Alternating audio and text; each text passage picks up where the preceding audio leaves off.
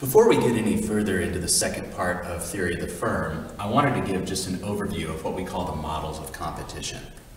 So what these are four different ways that we can describe competition in a given market. Keep in mind, when we talk about theory of the firm, it's microeconomics, so we're talking about one market. And since it's theory of the firm, we're talking about an individual firm in that market. So these are four different ways that competition can exist. The most competitive of those is what we already looked at, perfect competition.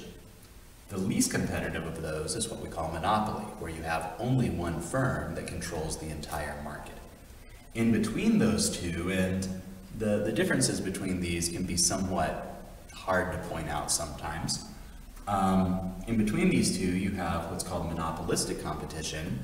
So it's competitive, but one way to think about it is within each firm, there's a monopoly on that one type of brand. So if you're talking about restaurants, for example, Piatto is the only people who can sell Piatto food. The argument, of course, is that's competitive because, well, Piatto food might not be very different from other restaurants with which it's competing. An oligopoly is a type of competition that isn't so different from monopolistic competition, except that instead of there being many sellers, there's very few sellers of it. So Coke and Pepsi are a different example there. And you might say the same thing, like Coke has a monopoly on Coke, but really it's more important to say that Coke and Pepsi together basically have a monopoly on the soft drink industry. However, there is intense competition, or there can be intense competition between those two firms, therefore it's not a monopoly.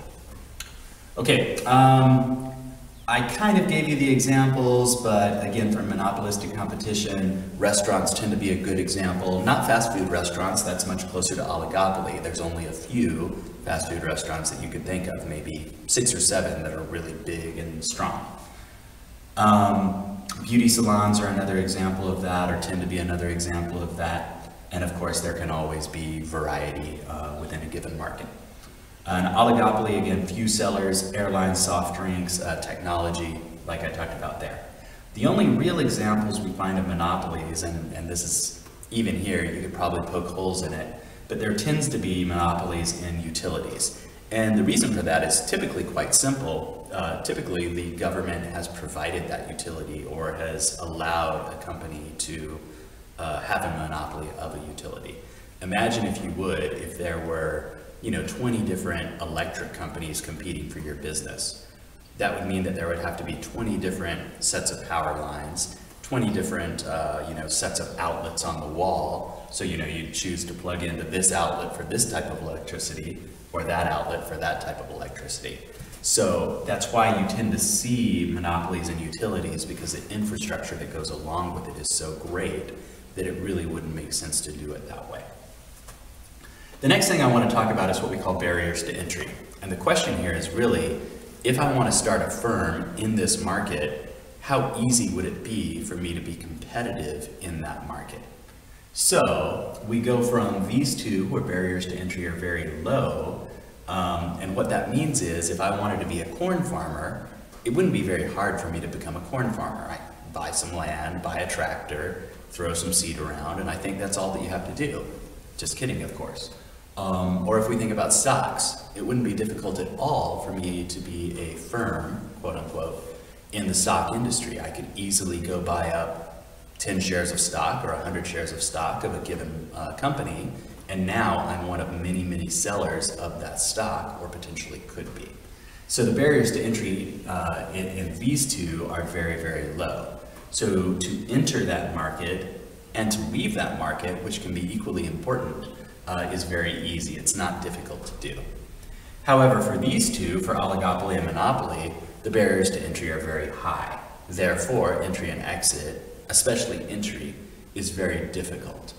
And to go further in this, there's a concept that we'll talk about more later, which is called economies of scale.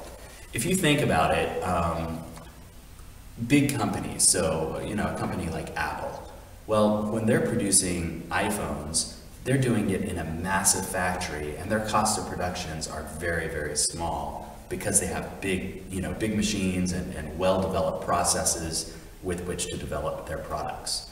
Therefore, if you're going to try to compete with them, it's going to be very hard for you to do that because you can't afford the factory yet because it costs millions of dollars.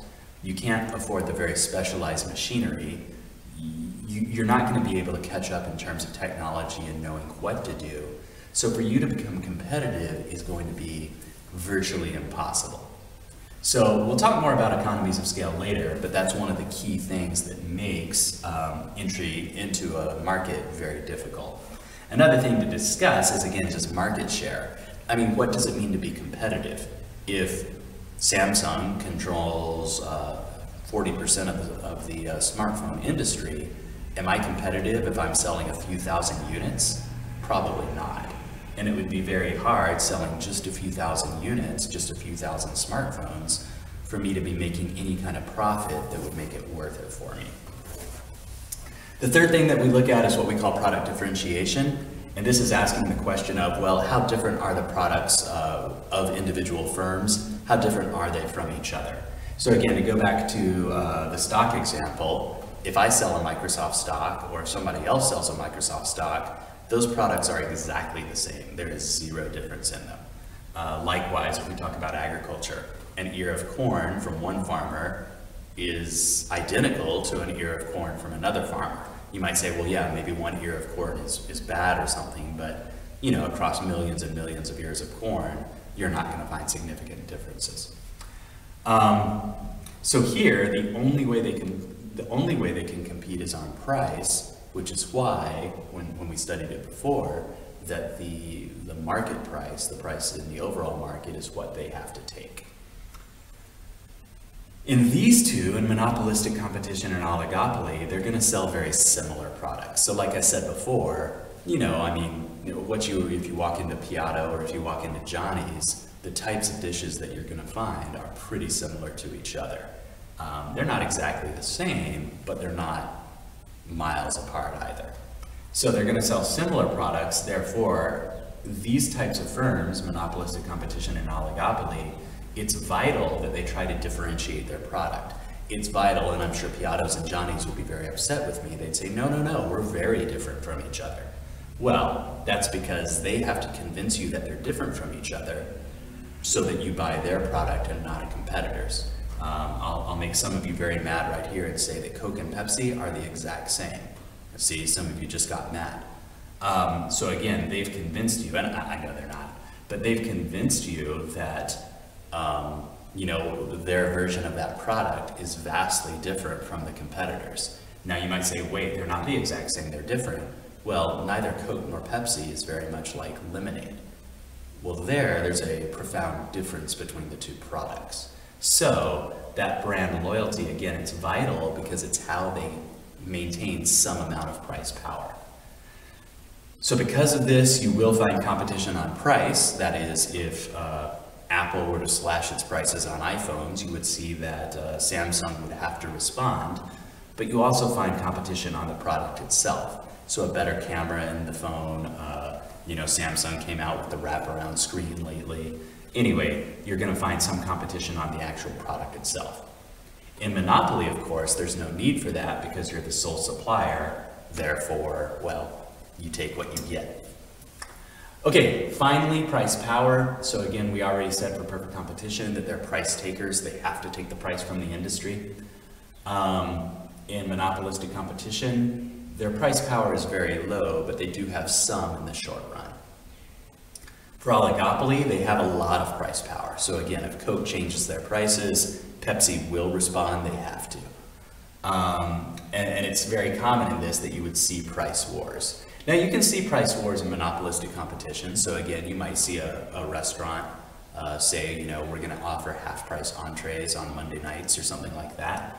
And if they did that, probably their competitors would have to do the same as well. It's very common that you'll find collusion in this, and it might be collusion on purpose, it might be kind of accidental collusion, but it's very common, and it's not a coincidence that if you go into, you know, a convenience store or a grocery store, that the price of Coke products and Pepsi products are likely to be the exact same. So you'll tend to find that. We'll talk about why later on. Again, here, the monopoly has total control of price. However, oftentimes because of what we said over here, that the government has allowed them to have a monopoly, they may not really have total control of price. They may have to follow some price set by the government. Keep in mind, whenever we're talking about price power, but especially for monopoly, they can determine the price or the quantity. They can't determine both. The law of demand is still going to prevent them from determining both of those. Okay, to wrap all this up, what I want you guys to see again is there's this kind of continuum from perfect competition all the way over to monopoly. And yeah, I didn't write them in, but oligopoly is going to be more that way, and monopolistic competition is going to be more this way. But the line between them can be very hard to determine sometimes, and it's not really important for the point I'm making now. When we look at these two things, price power and profit potential, that's going to increase as you get closer and closer and closer to being a monopoly, and it's going to decrease as you get more and more close to being perfect competition. On these two things, though, the price mechanism, how well the market works, demand and supply to set the price, and then our ideas about efficiency, those are going to be just the opposite. Those are going to increase as you get closer and closer to being perfect competition, and they're going to decrease as we get closer and closer to being a monopoly.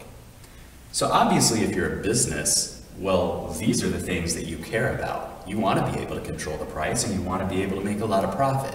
So there's motivation for you to get closer that way. From an economic point of view, scarcity and resource allocation, these are the things that we care about. Therefore, we tend to like perfect competition more. Now, one point, we'll talk about this more later on. Some of these things that we tend to value in economics, where we say, oh, well, efficiency and things like that, some of those are ameliorated, or the negative effects are decreased by what we call economies of scale. So look for that in a future video. If you have any questions or comments, leave them below.